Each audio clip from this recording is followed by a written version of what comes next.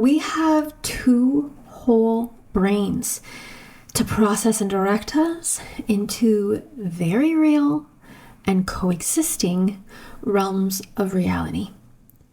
Focusing on just one means we're missing a whole half of life.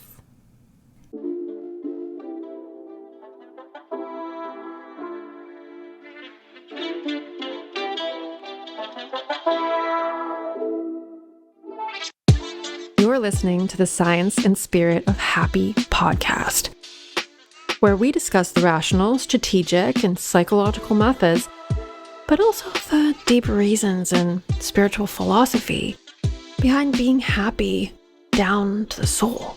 Happiness isn't just hedonism. It's not even solely personal.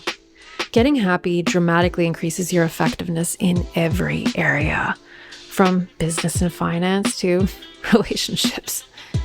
When we align with our own personal version of ideal, we end up not just happier, but healthier, more whole, more successful and richer, but even loving and loved.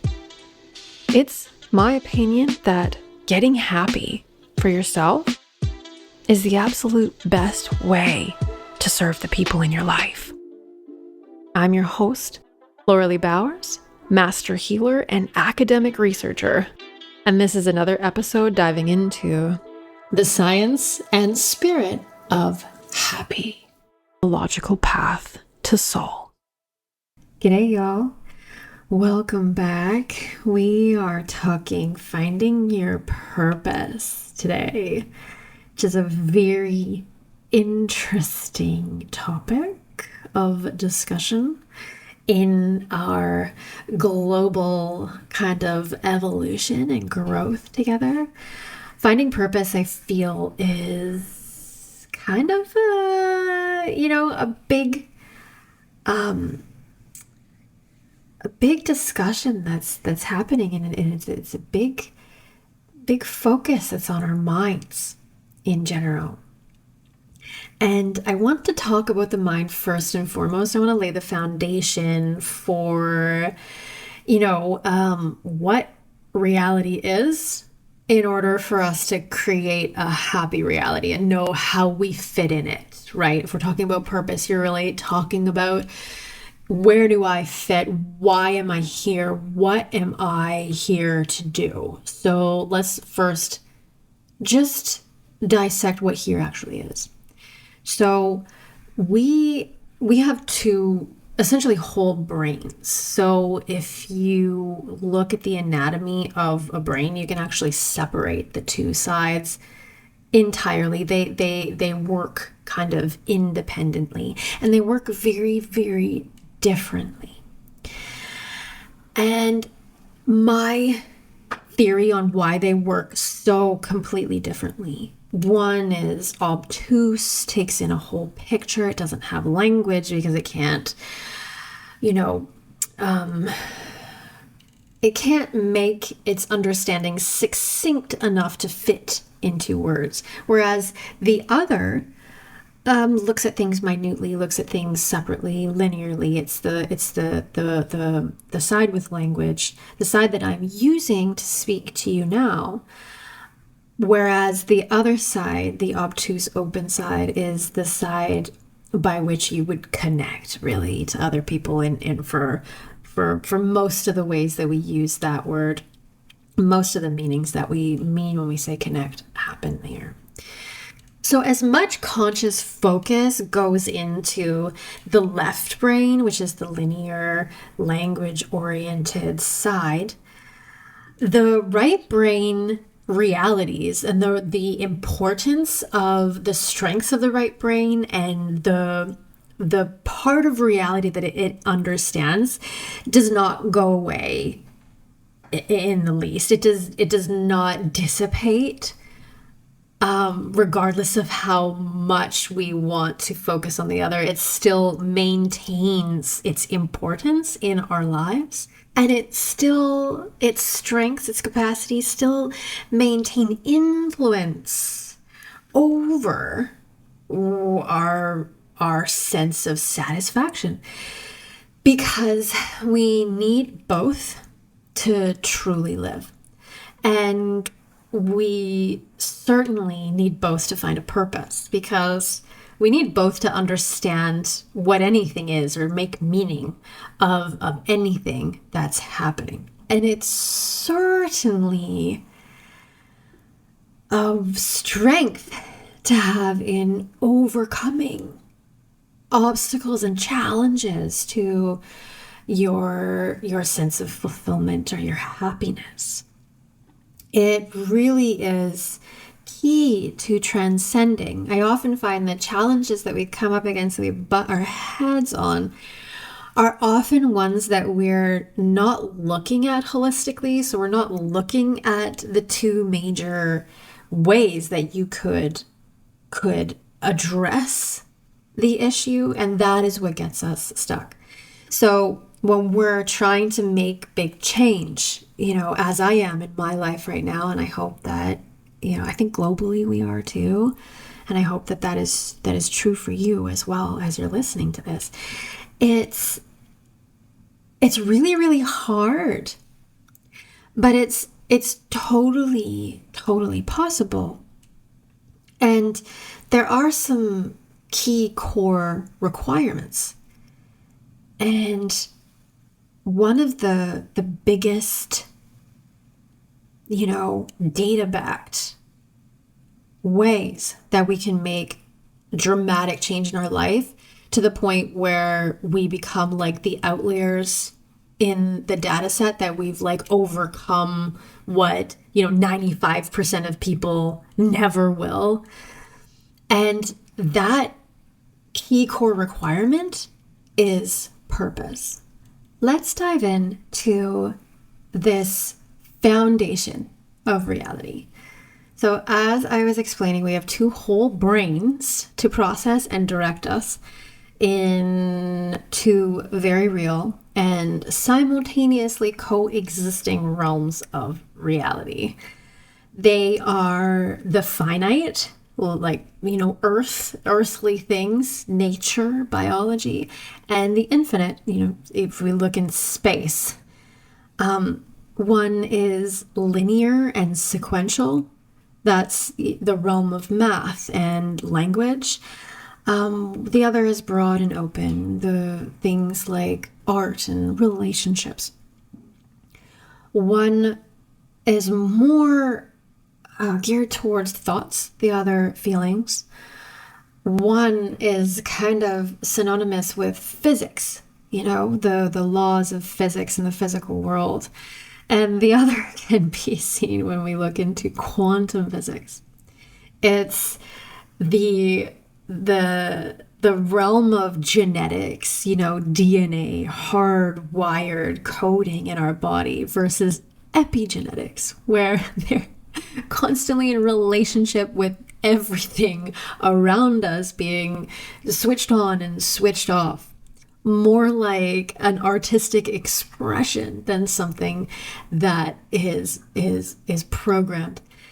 And these two brains are really kind of where the faculties of science and spirituality come from.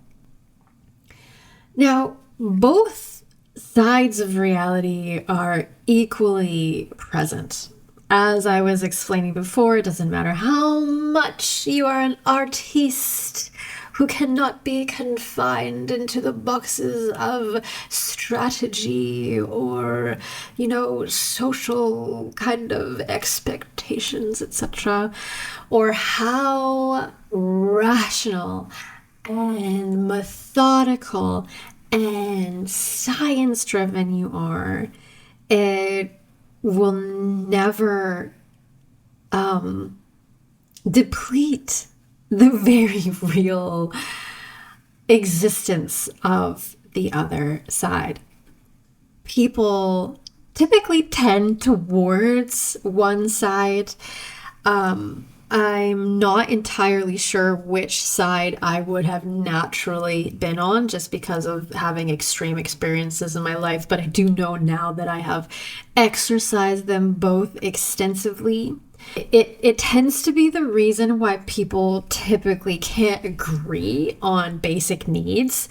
Some people will say communication is a core element of a healthy relationship. Another will say connection.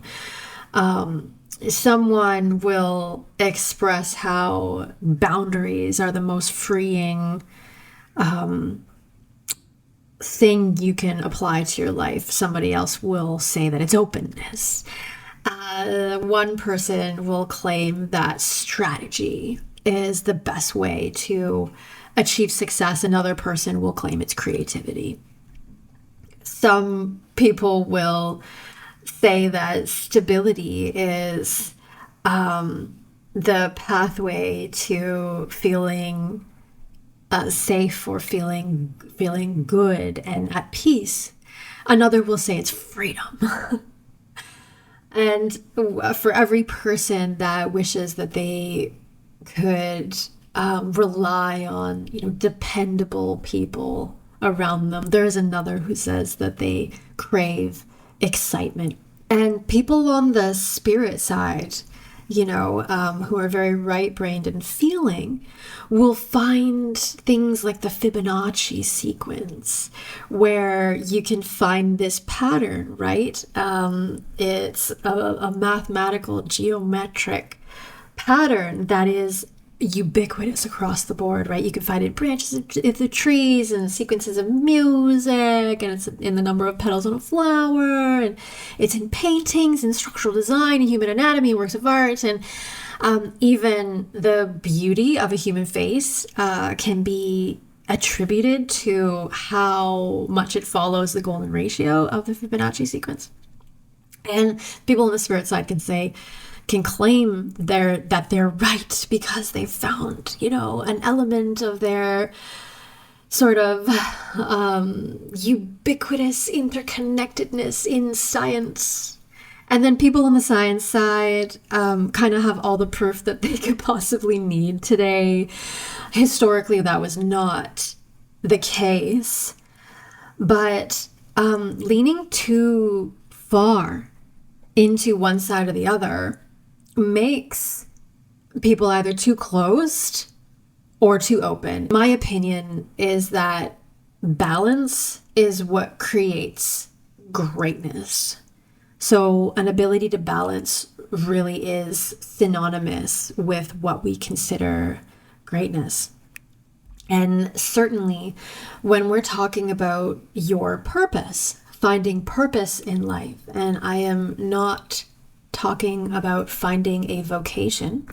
I am talking about finding something much bigger than that. We're talking about finding the way that you fit into the world, the way that you specifically understand it in a way that's beneficial to yourself and other human beings. Talking about self-actualization, that's inherently going to have an expression in both sides.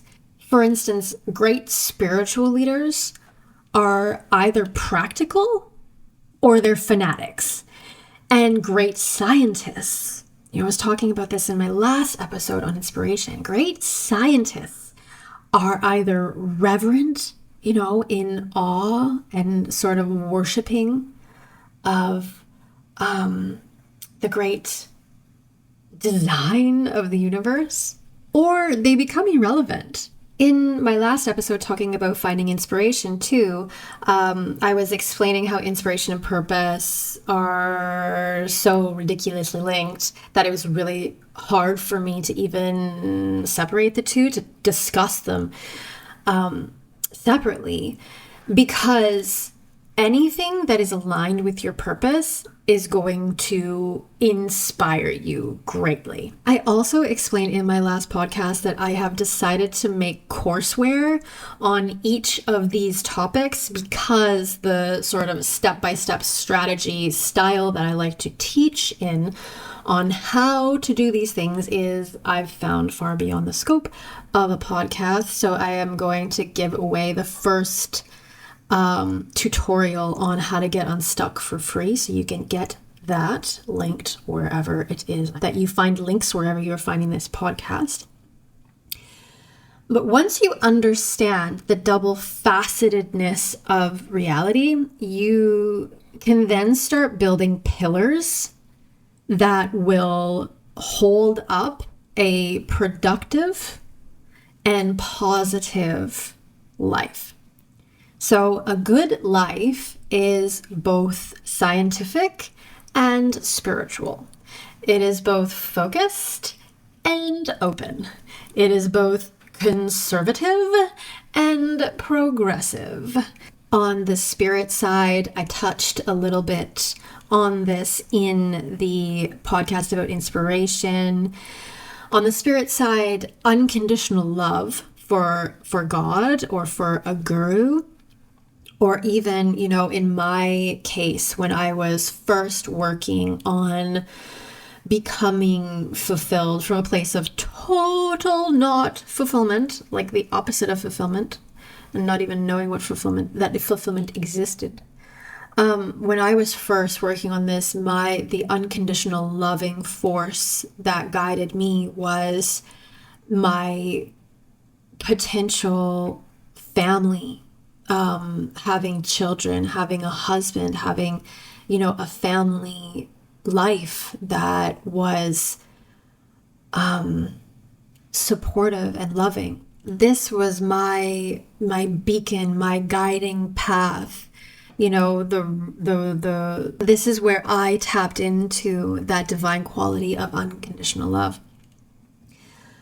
Perfect love inspires you into endless possibility because it mirrors to you your own perfectibility.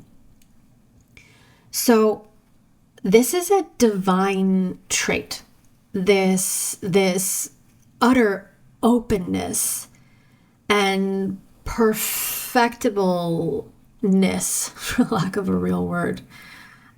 It's part of divinity. It's part of the way that our right brain understands things. It's not thinking. It's boundless being. Instead of thinking, it's pure emotion and energy. If you've watched the TED Talk by Jill Bolte Taylor, she was a neuroscientist of some sort. Her TED Talk is called A Stroke of Insight, and she talks about having a massive spiritual awakening when her left hemisphere of her brain goes down. And that is because all of a sudden she caught a glimpse into the very real reality that was a part of her reality before she had this insight into the expansive spiritual interconnectedness that was always present right there, being absorbed and processed by her right brain. I think in our very scientific age, we tend to look upon things like religion and spirituality as archaic, maybe. But it's actually this sense of interconnectedness and being able to tap into a kind of purpose that's bigger than yourself is actually the key core component to change, to making a big change.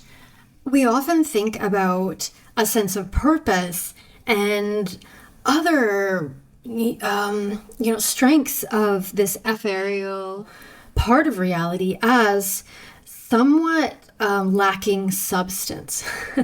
It's kind of ironic. Ethereal actually means that, literally.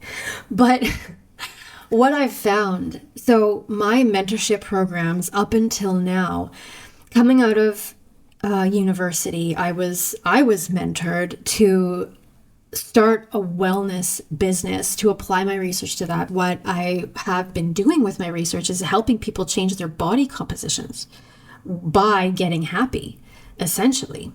It could have just as easily been me teaching people how to, make more money, etc., because my theory does work to do all of these things and more. But I've actually done quite a bit of research on weight loss because this is typically what people are looking for when they're looking to change their bodies. And what I found in the largest study on people who had lost weight sustainably, so people who had lost weight for over and kept it off for over 5 years. And there was only one thing these people had in common. They typically made some sort of lifestyle changes. They, ate healthier, whatever that meant for them. That wasn't even quantified. They changed their eating habits and their activity levels. But I mean, this could be including more vegetables and going for a walk, etc. And we're talking about dramatic weight loss.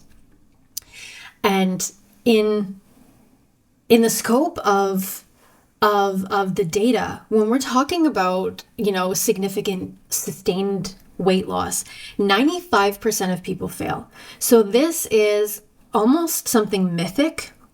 And these people who are called outliers, these 5% of people who manage to lose a dramatic amount of weight and change their bodies sustainably, were studied, and the one thing they had in common was that they had found a sense of purpose, a drive that was outside of themselves to make the change.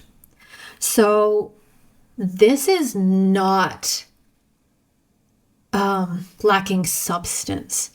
This idea of purpose, I mean, think about that. Think about that for a second, okay? The weight loss industry. I mean, I'm going to gander that probably almost everybody listening to this has tried to lose weight. And even the people who haven't tried to lose weight who are listening to this know that almost everybody around them has tried to lose weight at some point. And we also know what people are constantly focusing on in our culture right now. We're focusing on, what you eat and how much you work out. And science is trying to discover why weight loss happens. And we're stuck on this equation of calories in, calories out. And then when we find out the people who have solved the puzzle on how to lose weight, and it's got nothing to do with activity or calories.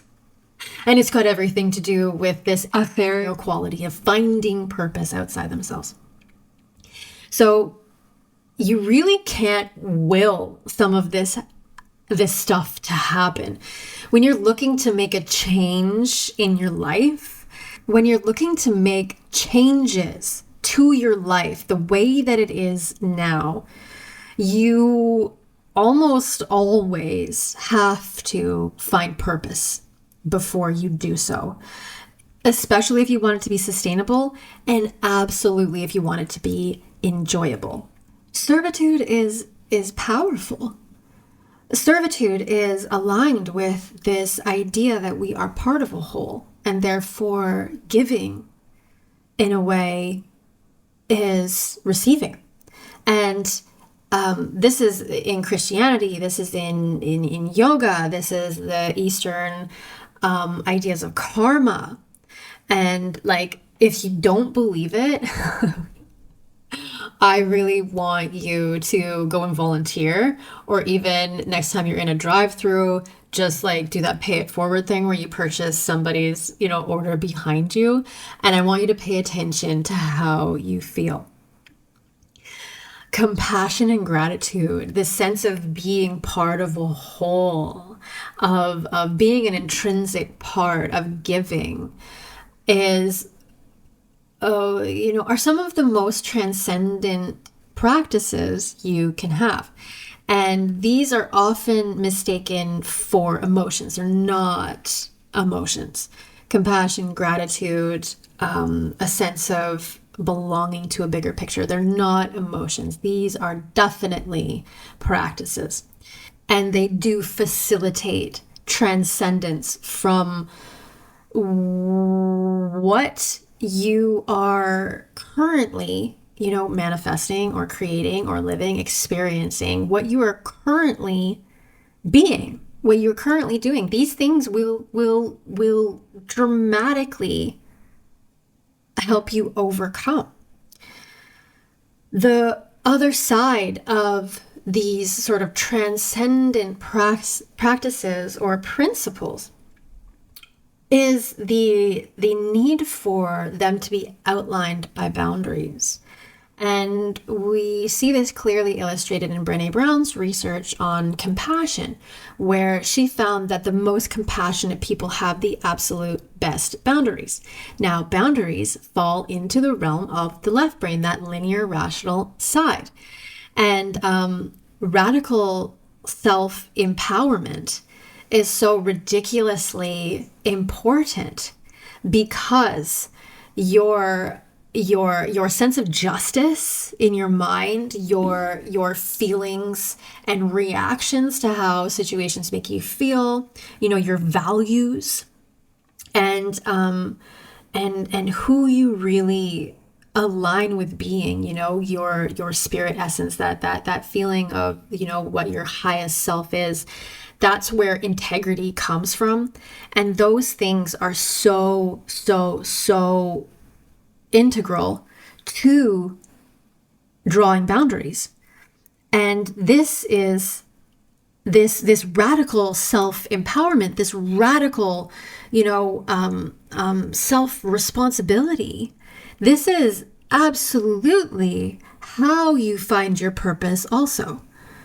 It's your purpose is essentially grounding those divine traits in an environment that is conducive to you retaining them. This is how you really find purpose and align with purpose and move with purpose and grow forward into something better towards your purpose and your self-fulfillment. As Brené Brown's research illustrates, the most compassionate people, we're talking about these divine traits of compassion and gratitude. Gratitude is a practice. You have to practice gratitude. It doesn't just happen naturally for most people. And Brené Brown found that the most compassionate people in her studies, in her very comprehensive studies, had the best boundaries. And this comes from the left brain. And this is why radical self-empowerment is so important, because you need to know what feels good, what feels bad, what serves you and what inhibits you, what nurtures you and what you find is inhibiting or corrosive.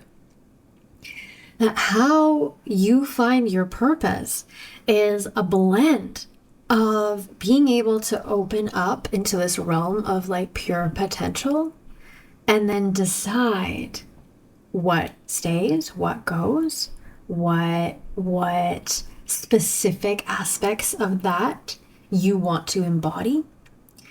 It's you grounding those divine traits that you align with.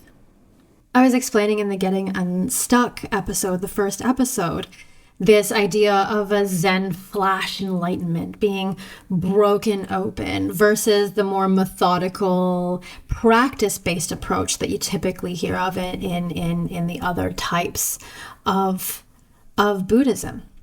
These are two sides of probably the same coin. I was also talking about the independent versus interdependent kind of stages of self-actualization. In my independent stage of self-actualization, getting to independent freedom and independent fulfillment, I was very methodical. I followed a very practice-based approach. My vision, that sense of unconditional love, was of children, husband, happy family. Whereas my interdependent stage, my interdependent journey, which is happening right now, I was already holding my son. I was, having conflict with my husband. These things could no longer be unconditional. They had become real and were grounded in my reality. And holding my son, having this visceral knowing that I could not do what I was doing anymore, broke through again to vision, to a sense of purpose, to a sense of unconditional love beyond what I was experiencing in that moment. And it changed me in an instant. There are two sides of purpose. There's the sense of purpose of you to yourself, and then there's the other sense of purpose of you to others.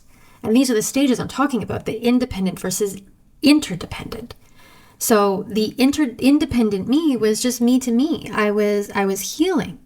So healing was my purpose, and future family was my inspiration.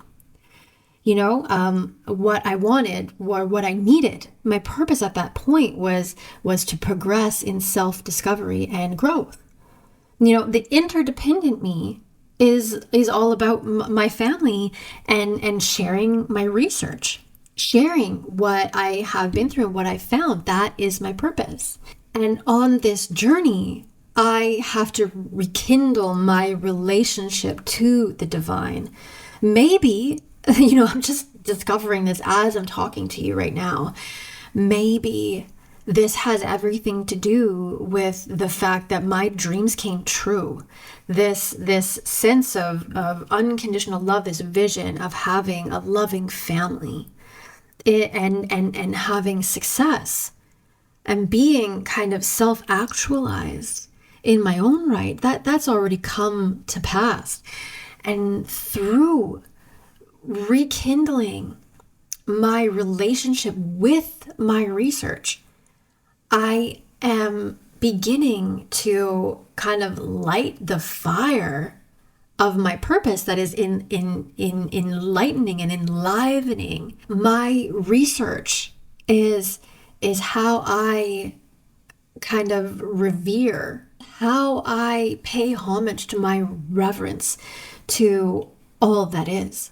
And your purpose will be aligned in how you do that, how you pay reverence to whatever you believe in. And that will totally linearly create happiness because, your values plus integrity is alignment, is what I call alignment. And alignment is absolutely everything. Alignment creates everything that you could possibly dream of, all of the good stuff.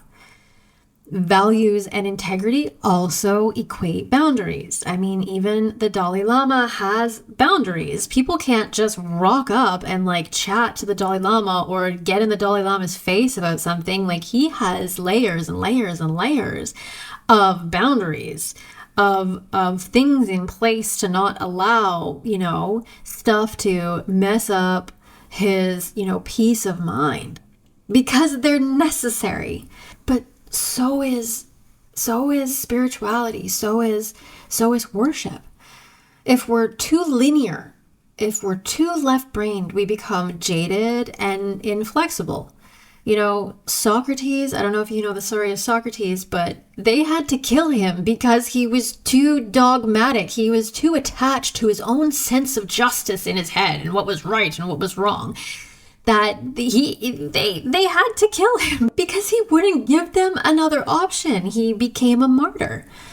And if you are too open, you become untethered and unhinged. There is a spiritual teacher that I was a huge fan of when I was studying in Asia to become a master healer and studying Eastern philosophy. His name was Osho. Recently, I watched a documentary where I learned that the name Osho was actually a rebrand because his whole getup in actuality, his lack of practicality, I don't even know if I have the words. The untethered is not enough to describe what his ashram did in the US. They were criminal. They were so dogmatic and they were so unhinged they couldn't tell the difference between right and wrong. Yet if you read his teachings, at the time. I haven't gone back over them, but to my memory, he was quite erudite. He was one of my favorite teachers, and he took it way too far in life, which led to his complete and utter undoing. It probably should have led to his jailing, but anyways. The saying goes, if you don't stand for something, you'll fall for anything. But without a sense of, joie de vivre or, reverence and awe, life is boring and kind of meaningless.